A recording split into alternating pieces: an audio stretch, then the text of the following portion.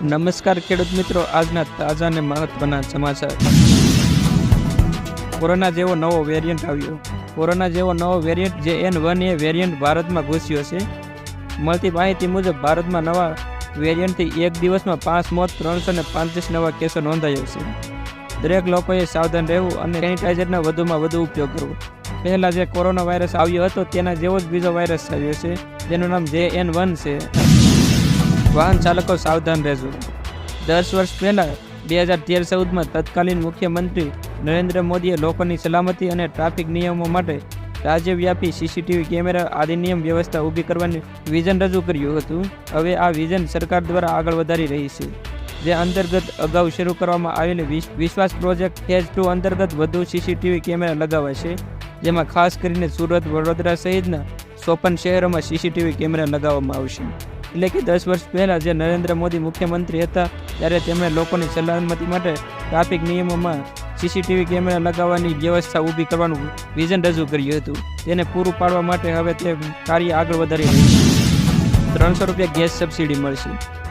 દેશમાં દિવસે ને દિવસે મોંઘવારી વધી રહી છે અને તેમાં પણ જો રસોઈ ગેસની બાટલામાં ભાવ વધારો થાય ત્યારે લોકોનું બજેટ પરવાઈ જાય છે. ત્યારે હવે 600 રૂપિયામાં રસોઈ ગેસના બાટલા મળી શકે, આ માટે કેન્દ્ર સરકારે 75 લાખ કનેક્શન આપવાની તૈયારી કરી રહી છે. કેન્દ્રીય મંત્રી હરદીપસિંહ પુરીએ સંસદમાં આ અંગે મહત્વપૂર્ણ માહિતી આપતા કહ્યું કે કેન્દ્ર સરકાર ગરીબ પરિવારોને સસ્તા રસોઈ ગેસ બાટલો, LPG ગેસ સિલિન્ડર દેવામાં અન્ય દેશની તુલનામાં સરકાર અસરકારક રહી છે. કરો ફરિયાદ પાક વીમા યોજના માટે. ખેતીને ખૂબ જ જોખમી કામગીરી ગણવામાં આવે છે. અનેક પ્રકારની કુદરતી આફતોના કારણે પાક બગડે છે. ખેડૂતોને વધુ નુકસાન ન થાય તે માટે PM પાક વીમા યોજના શરૂ કરવામાં આવી હતી. રવિ અને ખરીફ બંને પાકોમાં વીમો લેવામાં આવે છે. આ માટે ખેડૂતોએ માત્ર 2% પ્રીમિયમ ભરવાનું રહે છે. બાકીનું પ્રીમિયમ સરકાર ચૂકવશે. પાક નિષ્ફળ ગયા બાદ ખેડૂતોને વીમો લેવા અને વીમા સંબંધિત ફરિયાદો કરવામાં ઘણી સમસ્યાઓનો સામનો કરવો પડે છે, જેના કારણે તેમને અનેક સમસ્યાનો સામનો કરવો પડે છે. આવી સ્થિતિમાં ખેડૂતોએ ટોલ ફ્રી નંબર 144447 પર સરળતાથી ફરિયાદ નોંધાવી શકે છે. આ માટે સૌથી પહેલાં તમારા નંબર 144447 પર કોલ કરવાનો રહેશે.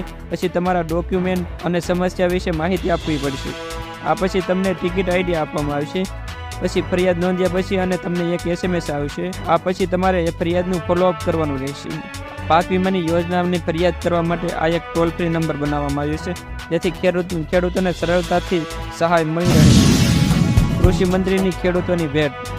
ઘાસચારાની અછત અને બગાડ અટકાવવા શાક કટર સહાય યોજના અમલમાં હશે. તેની જાહેરાત કૃષિ મંત્રી રાઘવજી પટેલે કરી હતી.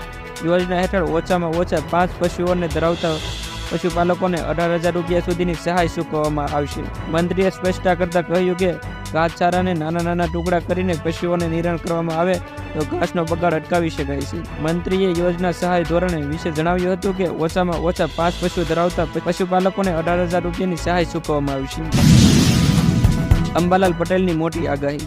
રાજ્યમાં હવામાન નિષ્ણાત અંબાલાલ પટેલે કમોસમી વરસાદની આગાહી કરી છે. રાજ્યમાં 23 ડિસેમ્બરના રોજ કડાકા ભડાકા સાથે ભારે વરસાદની શક્યતા છે. 18 ડિસેમ્બર બાદ ઉત્તર પર્વતીય વિસ્તારોમાં ભારે હિમવર્ષા થશે. તેના કારણે રાજ્યના વાતાવરણમાં અચાનક પલટો આવશે, જ્યારે ગાજવીજ સાથે વરસાદ પડશે. તદુપરાંત ડિસેમ્બરના અંતમાં કાતિલ ઠંડીનો દોર શરૂ થશે. આજનો ખેડૂત મોંઘવારીમાં ફસાયો. 2 વર્ષ પહેલાં મગફળીનું બિયારણ 1000 થી 1200 રૂપિયામાં મળતું હતું, જે આજે ડબલ થઈ ગયા છે. આજે ડબલ 2200 રૂપિયાથી 2400 રૂપિયાએ પહોંચ્યું છે. તે જ રીતે 2 વર્ષ પહેલાં 1 એકર જમીન ખેડવાના રૂપિયા પ્રતિ કલાકે 800 હતા, જેમાં ભાવ વધારાને કારણે તે અત્યારમાં 1200 રૂપિયા સુધી પહોંચ્યા છે. વધુમાં 2 વર્ષ પહેલાં પ્રતિ દિવસ ખેત મજૂરનું વેતન 150 થી 200 રૂપિયા હતું. આજે તે 250 રૂપિયાથી 350 રૂપિયા થઈ ગયું છે.